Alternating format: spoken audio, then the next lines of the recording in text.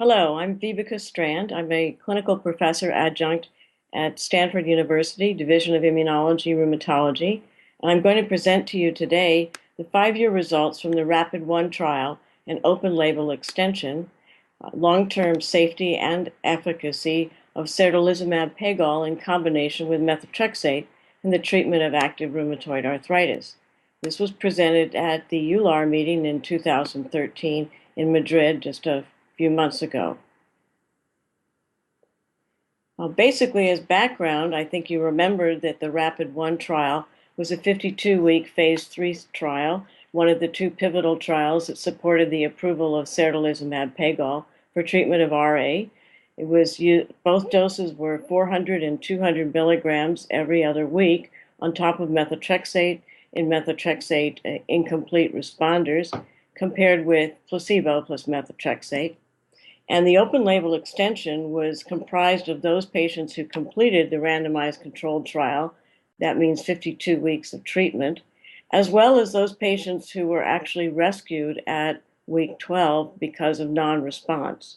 And these patients, all the patients who were non-responders were required to be rescued, thus they left the protocol and they entered this open label extension.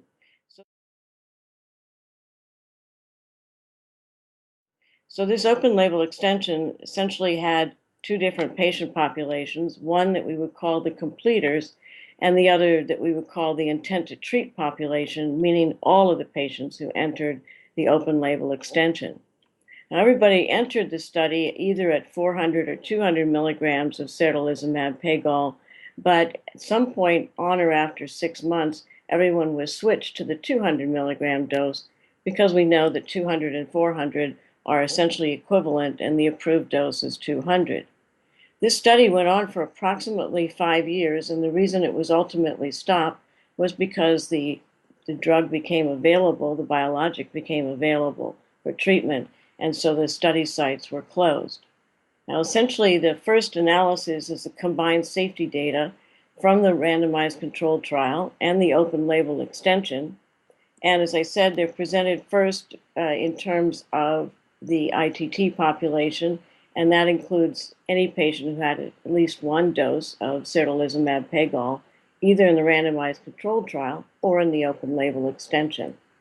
And thus we look at exposure times that range up to about 4.9 years, and for safety up to about 6.5 years. Now, the efficacy data is not presented in this protocol after week 256, or just about 5 years, because the number of patients declined remarkably, and I'll show you that in a minute. So essentially, if we basically look, there's a design of the study, and that's presented in figure 1. Essentially, of 783 patients who were randomized to receive certolizumab pegol with methotrexate, 67.6% completed 1 year, and 64.9% reconsented to enter the open label extension. Of the week 52 completers, then 55.7% remained in the study up until 5 years, or week 256, which is fairly impressive. But as we know with open label extension studies, the people who complete are the successful completers, the ones who tolerate the drug and are doing well. So we would expect to see that kind of continuation treatment. In terms of the withdrawals, the majority were due to adverse events or lack of efficacy, but there were the usual ones where people move away, etc. And so the estimated retention rate after the 5 years, if you just look at the important reasons for withdrawal, adverse events or lack of efficacy, well, we can see that that was 68.7% of patients completed. Now, the demographic data and so on are pretty well known for this study. These were patients with long disease duration. They were the typical population in rheumatoid arthritis. So essentially, they had about 6 years of disease, and they failed a mean of about 1.3 DMARDs, with the exception of methotrexate that they were still receiving. And this is reflective of a population that included a fair number of Eastern European sites. So if we look at figure 2, we see a Kaplan-Meier plot of the time to withdrawal for any reason, and then the one for those reasons of lack of efficacy or adverse events. So the one where the reasons are lack of efficacy or adverse events shows a higher completion rate, less withdrawals overall. That's 86.5% are completing the year 1, as we stated, and then it goes to essentially 68.7% at 5 years. If you include every reason for withdrawal, as we just discussed, then the completion rate at 5 years is 55.3%. But again, overall, that's not unexpected for a 5-year extension study.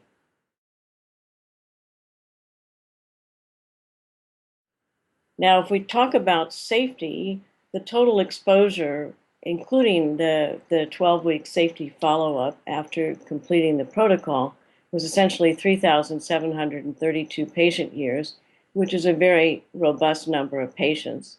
And essentially, most of the patients did report adverse events, as we might expect. But most of those were mild to moderate, as we usually know. And if we look at table 2, now we can look at the various types of adverse events that are of interest. And I point you to the 4th column, which is the incidence rate per 100 patient years, which then accounts for the exposure and is the most helpful number when we look at long-term extensions. So essentially, there were neoplasms, which were not exclusively malignant or cancers, and that was 2.4 per 100 patient years. Infections were 49 per 100 patient years, and the most common ones were upper respiratory tract, nasopharyngitis, and urinary tract infections. Again, pretty typical. Overall, adverse events that led to withdrawal was 4.8 per 100 patient years, and the total serious adverse events were 13.5. And of those, the serious infections accounted for a majority, 4.6, and they were pneumonia, cellulitis, and cholelithiasis. There was death in 21 patients, which is a 2.2%, or an incidence rate of 0.6. 5 were due to malignancies, 5 to cardiovascular events, and 3 to infections.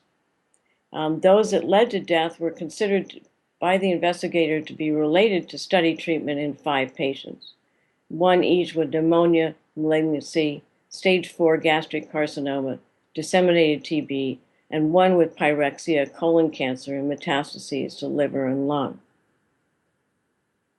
So overall, this is a safety profile that is essentially not different from what we knew from the RAPID-1 clinical trial. The incidence rate for serious infections was, as I said before, 4.6, and that included a 0.6 incident rate for tuberculosis. And as I said to you before, most of the other serious adverse events were what we would expect. There was 1 case of lymphoma. There were no cases of demyelinating disorders. And the adverse event incidence went down over time, as we might expect, as you can see in figure 3.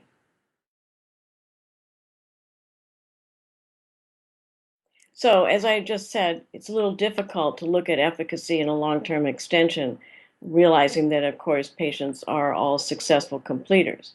But if you actually look at the results through 5 years, or week 256, and you use what we call a non-responder imputation, so that's a conservative estimate, the ACR response rates basically were 74, 57, and 40% in the completer population. And that's a very nice number, which indicates that, of course, there were continued responses. If you look at the intent to treat population, so now we're taking the rescue patients, the majority of whom had received placebo plus methotrexate. Now we see the numbers are a little lower. They're 59, 44, and 29 at week 256. I can show you in the figures that these numbers look quite nice. So essentially, if you look at the DAS response rates in figure A of 4, then you can see that essentially there's a significant difference, but it's a small difference between the intent to treat population, which includes the rescue patients, and the week 52 completers. You can see that there's a very rapid improvement once those patients get into the open label. If you look at the ACR 20, 50, and 70 responses in Part B of the figure, one can again see that the completer population is going to have better responses than the intent to treat population, but overall the curves start to approach each other with the exception of the ACR 70. And then if we look at the mean HAQ disability index, we can see also a similar type of picture. Overall, the improvements were quite large. By 5 years, it was minus 0.77 in the completer population, minus 0.66 in the intent to treat population. And finally, if we look at overall the total number of patients in figure D, what you can see is that the weeks following the dose reduction, everything was nice and stable, so was the DAS response, until such time as patients rapidly dropped out of the study because the study sites were being closed. So essentially, what we're seeing is patients who did very, very well and continue to do well. There's a significant number of patients who actually achieved a DAS ESR remission. 24.4% at week 52 was sustained to 25.2% at 5 years. In the completer population, the numbers were a little smaller in the intent to treat population. And of more interest, perhaps, is the more stringent definition of ACR-EULAR remission by the Boolean criteria. And there it was 15.9% of the completers at week 52. And essentially, it was 15.9% again at week 256. The patient-reported outcomes have been previously published. In fact, I did author that paper, and those data were very strong. And in fact, over the open-label extension, the improvements continued, such that essentially fatigue was maintained and improved. So was health-related quality of life. Patient global was just about the same at week 52 and week 256, and the same thing for the pain VAS scale.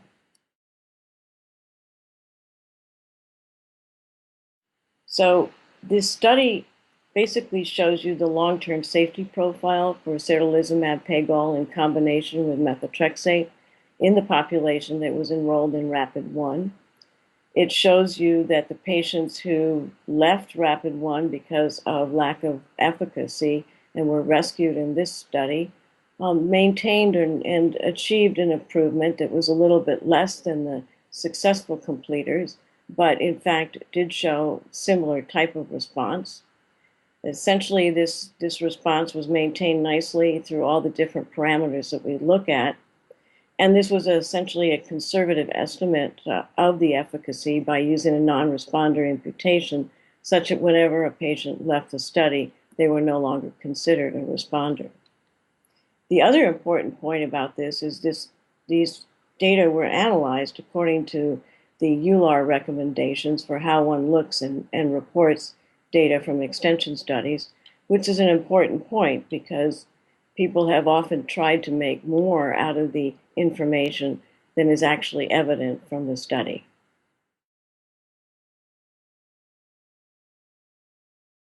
So there was another extension trial of Certolizumab Pegol presented at this EULAR, and it was from the monotherapy study, and these were patients who had Certolizumab Pegol 400 milligrams every 4 weeks with or without other DMARDs for 5 to 7 years. And essentially, are you asking whether the data are similar? And the answer is, yeah, they're similar, but it's a very different patient population. And actually, the data with the monotherapy study was quite different. Not just that it was a different protocol population, not that it was also monotherapy, but in fact, this was also a different formulation of Certolizumab Pegol, and it was a study that preceded the two RAPID studies, RAPID-1 and RAPID-2. So from that point of view, I think you would expect that there would be different data, but it essentially still shows you that that Certolizumab Pegol is effective. And in terms of trying to figure out which patient would best benefit from Certolizumab Pegol, that's a really tough question. I think that basically most of the TNF inhibitors within the class are very similar to each other. I think there's obviously a difference with infliximab, which is both administered IV and is also a chimeric monoclonal antibody, so it has a higher incidence of immunogenicity and infusion reactions. Certolizumab Pegol is a little different because it's pegylated, and thus it has a longer half-life, and one can, in fact, give it once a month, 2 doses once a month, since it's given as a 200 milligram per ml dose. It's also quite easy to use the drug on a 2-week basis. There's arguments pro and con that it's better tolerated, but I think what this study showed was that they have a very similar adverse event profile to the other TNF inhibitors, and I think it's quite similar in all ways to the other TNF inhibitors. So I don't think it's different per se, although it's well tolerated, and there's arguments pro and con that the pegylation offers some benefit as it allows it to be administered less frequently. It may be a little bit less immunogenic, and some say it's better tolerated in terms of the injection site reactions because the pH is closer to a normal pH. Would I recommend monotherapy? And the answer is yes. I think this agent actually works as well in monotherapy as it does with background methotrexate. There's not an effect of methotrexate on its half-life, as there is with several of the other TNF inhibitors. So one can use this drug quite well without methotrexate. And because it's not a very immunogenic protein, it's also easy to use as monotherapy. And in terms of thinking about using certolizumab in combination with other biologics, I think we've already learned our lesson that we don't want to use combination biologics. We seem to get less efficacy with combination biologics. We seem to get more adverse events with combinations of biologics. And of course, at this point in time, I think the expense would be prohibitive. So I'm not at all in favor of that idea.